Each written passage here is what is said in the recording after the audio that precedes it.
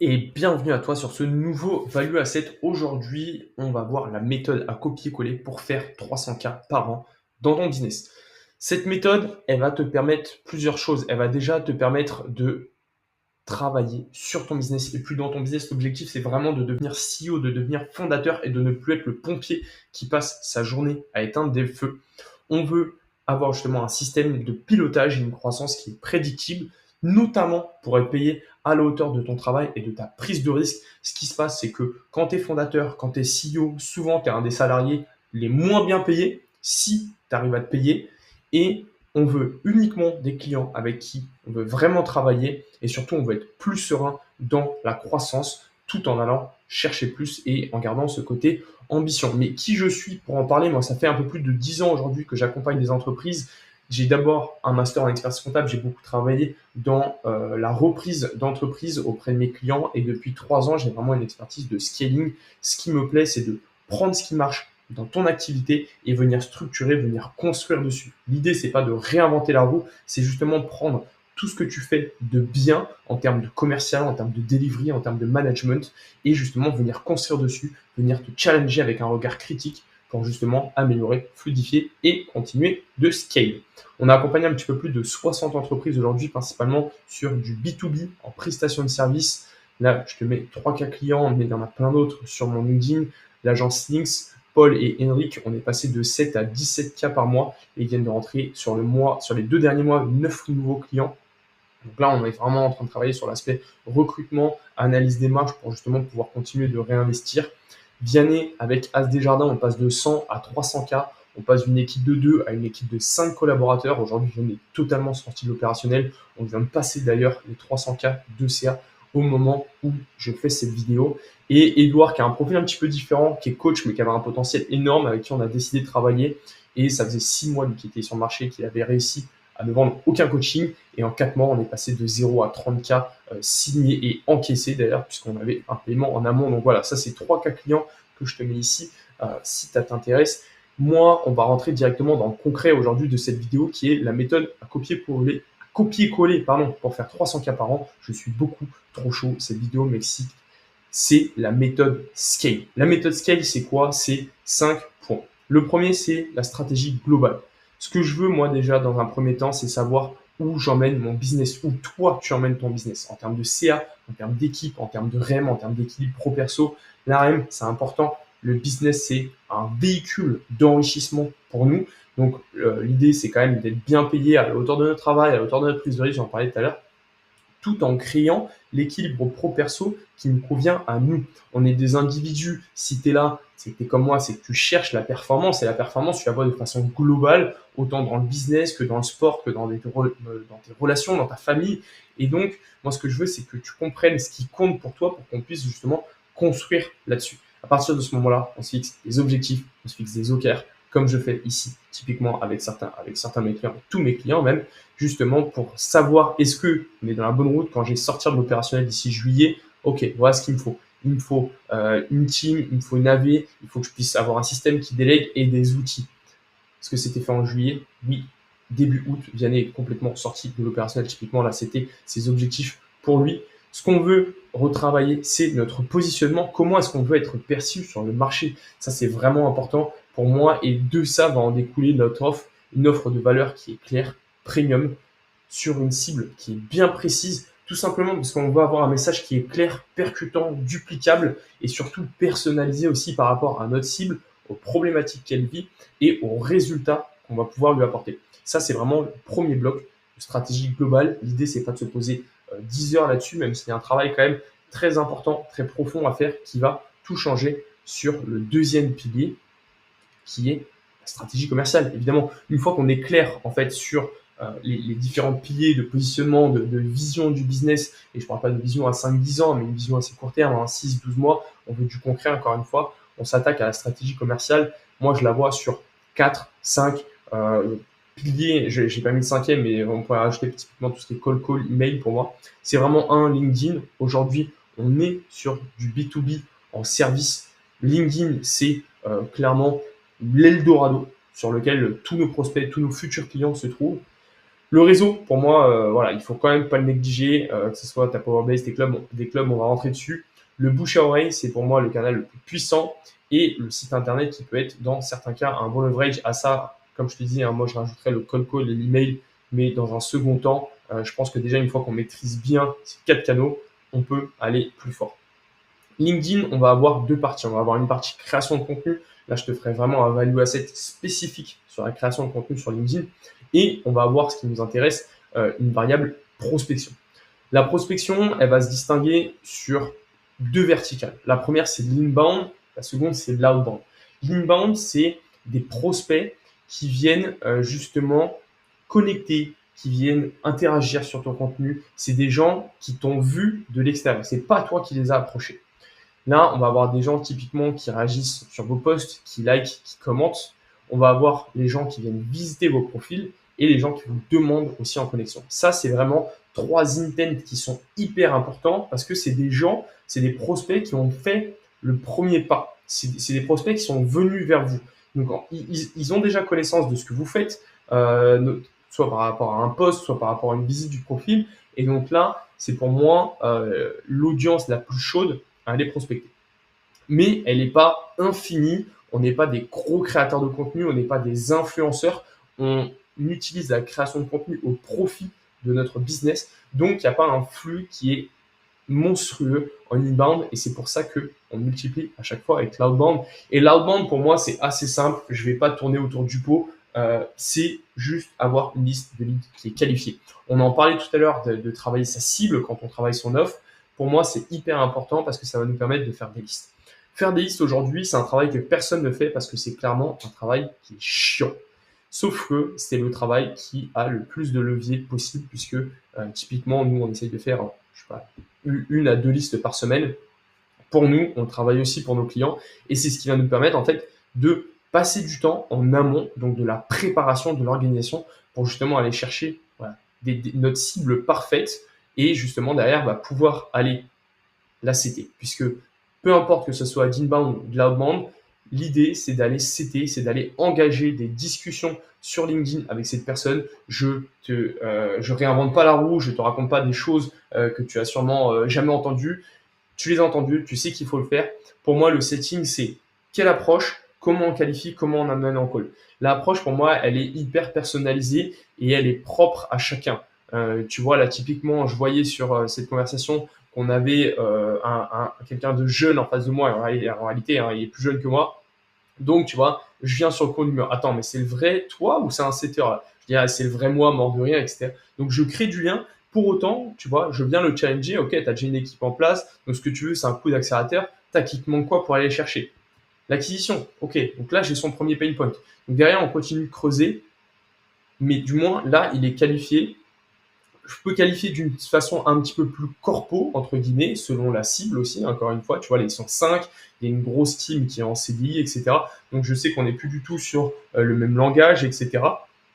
Donc, justement, je viens chercher, tu vois, c'est quoi vos objectifs de développement, c'est quoi ce qui vous empêche d'atteindre vos objectifs. Donc, c'est un langage qui est un petit peu plus corpo.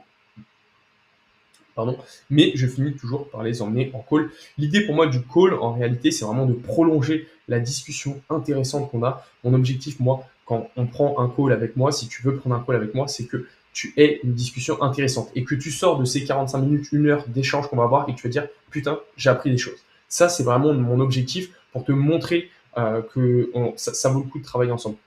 Ensuite, on a le réseau. Le réseau, il y a deux points. La Powerbase, ça c'est tout le réseau que tu as déjà accumulé, des gens que tu as pu rencontrer en événement, des passes D qu'on a pu faire, etc.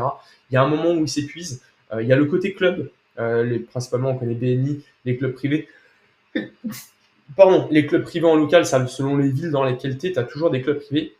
Ça, je trouve que c'est cool. C'est parfois, honnêtement, moi, typiquement, j'adhère pas au BNI. Je trouve que c'est parfois un peu faux cul.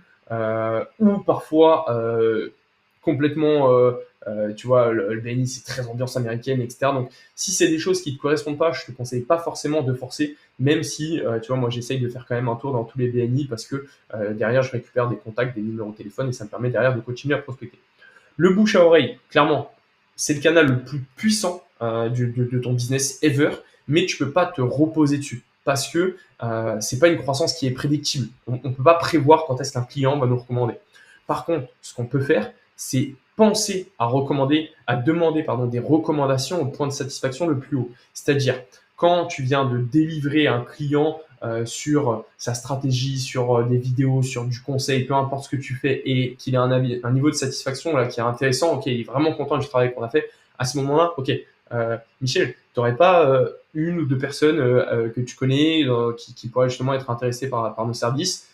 Voilà, donc ça, on va demander des recommandations. Je le mets parce qu'en réalité, on oublie beaucoup, beaucoup, beaucoup de le faire. Et aussi, le troisième point, d'avoir une stratégie d'apporteur d'affaires. Ça, je pense que ça peut être intéressant. Tiens, tu sais, moi, je reverse 10-15% justement quand un client me ramène un autre client. Ça peut être intéressant pour toi. Et ça permet, voilà, d'avoir quelque chose d'un petit peu plus engageant. Moi, je pense que c'est ce point-là, en fait, qu'il est toujours trop oublié. Tout le monde pense à celui-là sans penser à celui-là. Et je trouve que c'est une erreur. Et ensuite, site internet, on va passer vite fait dessus, c'est pas mon travail, etc. Je te challenge, je te mets en relation avec des partenaires, mais c'est une fiche Google My Business, c'est des campagnes d'avis régulières, d'avis Google auprès de tes clients. C'est un formulaire de contact qui est bien, qui est propre, qui répond à 2-3 questions qui sont challengeantes pour ton prospect et surtout qui est connecté à ton CRM pour pouvoir suivre les intents. Un prospect qui dépose un formulaire, tu ne le considères pas du tout de la même façon qu'un prospect que tu as prospecté à froid. Et ensuite, voilà, je te recommande d'aller faire du SEO à terme du SEA. Ouais, site internet, c'est pas forcément le big sujet, mais deuxième pilier de la méthode Scale, c'est la stratégie commerciale. Le troisième pilier de tout ça, c'est une architecture opérationnelle. C'est très bien de mettre du flux dans le commercial, c'est très bien de mettre de la vélocité, de vouloir ajouter des leads, etc. Mais si tu n'as pas un business qui est structuré et qui est capable d'emmagasiner le volume que tu apportes, tout va s'effondrer. Toi, au final, tu vas être un méga pompier et ça ne va pas tenir. Nous, on recommande d'utiliser un seul et même outil en fait qui pilote tout le business, tout simplement pour pouvoir avoir toute la data, toute la donnée au même endroit et pouvoir l'agréger. Qu'est-ce que ça veut dire l'agréger? Ça va être combiné en fait plusieurs données. La donnée qui vient de la finance, la donnée qui vient de commercial, la donnée qui vient de l'opérationnel pour sortir des stats bien précises sur certains points capitaux dans ton business. Et donc, on recommande une architecture opérationnelle, un système, un outil assez simple avec 3 verticales, la partie CRM, la partie gestion de projet, la partie pilotage du business.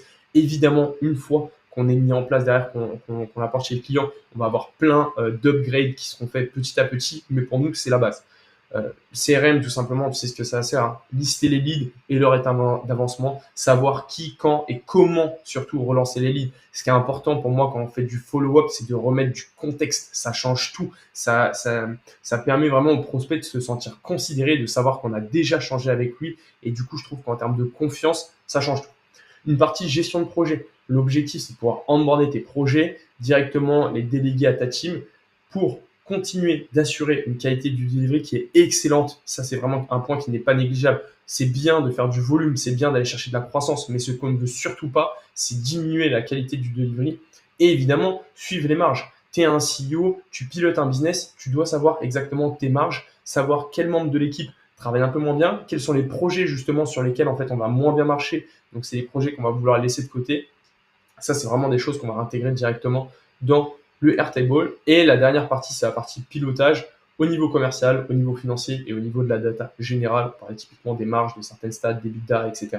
On veut pouvoir contrôler et piloter tout ça. Ça va vite. On veut prendre de la hauteur sur notre business pour prendre les décisions stratégiques. On est CEO, on n'est plus dans l'opérationnel. Ça, c'est le troisième pilier de la méthode Scale. C'est le A, c'est l'architecture opérationnelle. Le quatrième point, c'est les leviers. Les leviers, c'est, je me suis inspiré des 4 C de Naval Ravikant. C'est la collaboration, donc qui est l'humain, c'est le capital, qui est la finance. Et ensuite, on a le code et le contenu. Si on revient sur l'humain, pour moi, l'humain, c'est déjà qui recruter, quand recruter et quel profil. Et déjà, pour ça, ça vient avant tout d'un audit de ton agenda. Je veux savoir où est-ce que tu passes ton temps, quelles sont les tâches à valeur ajoutée que tu fais, celles qui n'ont pas de valeur ajoutée pour justement savoir quel profil on va recruter. Est-ce qu'on est sur un AV? Est-ce qu'on est sur un opérationnel? Est-ce qu'on est sur un chef de projet? Ça, c'est vraiment l'objectif de comprendre. Important derrière, c'est de réussir à bien onboarder ce collaborateur. On veut qu'il y ait une expérience autant que l'expérience client sur l'onboarding. On veut que l'expérience collaborateur soit la même. Le niveau de qualité, d'excellence opérationnelle, humaine, managériale qu'on veut transmettre, elle se voit dès l'onboarding et aussi derrière, en fait, sur le fait de continuer à faire monter en compétences. Peu importe, en fait, les points sur lesquels on veut travailler, on veut faire améliorer notre collaborateur, c'est quelque chose qu'il ne faut pas sous-estimer. Le deuxième aspect, c'est la finance. Alors, tu vas me dire, ça, c'est vraiment le classique. Oui, mais on fait 10 cas par mois, on fait 15 cas par mois, on fait 20 cas par mois. J'ai pas besoin de contrôler ma finance. Si, j'ai bossé pendant plus de 10 ans sur ces sujets-là. En fait, ton business, c'est des chiffres. Ton business, c'est du chiffre d'affaires qui rentre, c'est des leads, c'est du commercial, c'est du panier moyen, c'est des stats, c'est des marges, c'est de l'EBITDA. Tout ça, tu dois pouvoir le gérer parce qu'en fait, c'est un levier de fou quand tu comprends ça. Pourquoi en fait? C'est tout simplement être capable d'avoir en fait, tu vois, ces 3 points. C'est vraiment un prévisionnel de trésor qui va nous permettre de se dire est-ce qu'on est sur la bonne route par rapport au plan, tu te souviens de la stratégie globale qu'on a fait au début? Est-ce qu'on est toujours sur la bonne route? C'est ce qui va nous permettre aussi de savoir quand investir, dans quoi investir. Est-ce qu'on délègue notre acquisition? Est-ce qu'on délègue notre commercial? Est-ce qu'on peut recruter un chef de projet? Est-ce qu'on peut recruter justement plus un exécutant? Et c'est ça qui va vraiment nous permettre de planifier en fait l'année à venir et de savoir si on est toujours sur la bonne route et d'utiliser en fait le cash que tu fais tous les mois, puisque tu en fais, comme un véritable levier. Suivre les marges, ça fait sens, on en parle beaucoup, mais en réalité, peu sont ceux qui les calculent. Et en fait, peu sont ceux qui les calculent. Pourquoi? Mais tout simplement en fait parce qu'on ne récolte pas la donnée nécessaire à suivre les marges. Tu ne sais absolument pas combien de temps tes collaborateurs passent sur chaque étape du delivery. Tu ne connais pas le temps qu'ils passent en call avec toi, avec les clients. Ça, il n'y a aucun tracking là-dessus. Donc en réalité, quand on parle de marge, c'est très compliqué. On va être capable de sortir des marges globales sur le business parce que à la fin, on va prendre notre PNL, notre compte de résultat, on va pouvoir calculer nos marges. Mais en réalité, marge, soit par client, soit par offre, soit par collaborateur, il y a très peu de monde qui est capable de le faire et pour autant, ça change tout dans ton business. Et le dernier point, on en revient, c'est vraiment pour moi la rémunération. Je suis un peu obsédé par ça, mais le business, c'est un véhicule d'enrichissement personnel. On grind toute la journée, on bosse vraiment 50, 60 heures par semaine. C'est pas pour gagner 2K5, 3K. Non. Déjà, de combien on a besoin et ensuite, comment on optimise. C'est quoi les objectifs? Est-ce qu'on a un objectif de réinvestissement plus dans du patrimoine immobilier parce qu'on a des enfants avec du démembrement? Peu importe, mais c'est vraiment se poser et faire un audit de ta rémunération parce qu'au plus tôt c'est fait, encore une fois, au mieux on va l'utiliser comme levier. Deuxième levier, finance, beaucoup trop sous-coté, mais tout simplement en fait parce que c'est quelque chose d'hyper technique que peu connaissent. Moi, c'est mon domaine de base et donc en fait je suis obligé de le remettre, je suis obligé d'en parler, mais je rentre pas trop dessus. On pourra en rentrer plus précisément en call si ça t'intéresse. Le troisième, c'est le code. On l'implémente déjà avec Airtable sur l'architecture, mais en fait le code, c'est quoi? C'est un seul outil qui gère tout. C'est connecter les bons outils, c'est automatiser l'opérationnel avec de l'onboarding, du suivi des tâches, de l'admin. On rentre sur des tâches assez simples. On peut derrière aller sur du N8N, sur des agences, sur des choses comme ça, évidemment. Mais je trouve que là, à chaque fois, en fait, on est dans les 20% de Pareto. Et en fait, c'est pas c'est pas le bon endroit où on doit se concentrer. Moi, je vois beaucoup de gens qui travaillent sur des agents, etc. avant même, en fait, de travailler sur de la finance. Mais quel est l'intérêt, en fait? Parce que c'est ça qui va te permettre d'utiliser ça comme levier. C'est pas contraire. Mais bon, bref.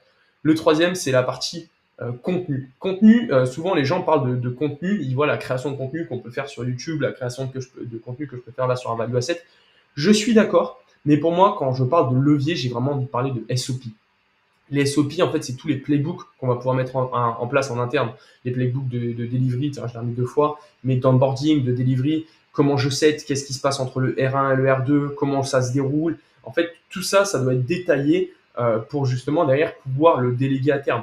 Les templates de mail en pré-R1, en post-R1, les prompts GPT qu'on peut avoir sur de l'analyse de call, des reporting clients, des rendus clients.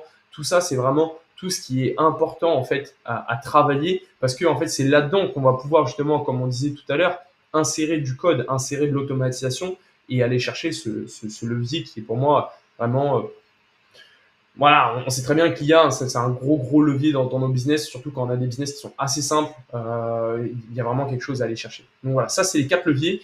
Et le dernier point, le dernier pilote de la méthode Scale, hein, c'est vraiment l'exécution. Et en fait, tout ce qu'on vient de voir là, c'est pas une stratégie miracle. C'est juste une façon différente de brander, de l'apporter. Moi, je trouve que c'est quelque chose qui fait sens aussi par rapport à ma vision globale de l'entreprise, de l'apporter de cette façon-là, très structurée par pôle un petit peu. Mais c'est pas une stratégie miracle, c'est pas quelque chose que j'ai réinventé, c'est une méthodologie, je dirais, qui permet de s'assurer d'aller chercher des résultats. C'est une méthodologie qui permet d'apporter de l'organisation, de la préparation, mais sans travail et sans cadre, tu n'auras aucun résultat. Et justement, quand on parle du cadre, c'est aussi d'avoir quelqu'un qui t'accompagne à implémenter cette méthode. Et justement, si ça t'intéresse, qu'on se prenne un moment, qu'on se prenne 1 heure ensemble, qu'on prenne un rendez-vous pour parler un petit peu de ton business, pour comprendre quels sont tes objectifs, où est-ce que justement il y a des goulots d'étranglement en ce moment dans ton business. On prend un moment, on prend 1 heure, on en parle ensemble, on décrypte tout ça, on décortique tout ça et on te fait un plan sur mesure. Donc voilà, si ça t'intéresse, en tout cas, envoie-moi un petit message, mets un commentaire et on se book un créneau pour échanger ensemble et te montrer la méthode à copier-coller pour faire 300K par an. C'était Steve Ignacio pour un nouveau Value Asset. Je vous dis à très vite pour le prochain. Peace.